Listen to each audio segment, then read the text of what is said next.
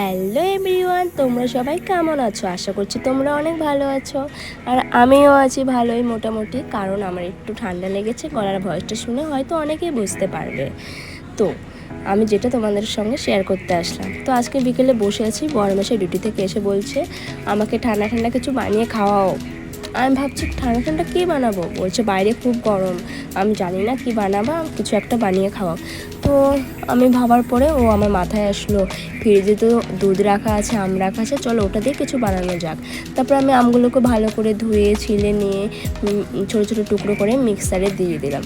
তারপর ভালো করে মিক্সার হয়ে গেলে তার মধ্যে আমি দুধ দিয়ে চিনি দিয়ে আরেকবার মিক্সার করে নিলাম। তারপরে আমি গ্লাসের মধ্যে 3 টুকরো করে বরফ দিয়ে ঢেলে নিলাম।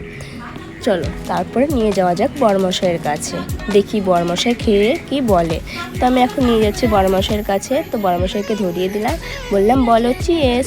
তারপরে দেখি সে খেয়ে কি বলে, তার পছন্দ হয় কি হয় না। ও তার তো পছন্দ হয়েছে, আমিও খুশি হয়ে গেলাম। তারপরে আমিও খেয়ে নিলাম।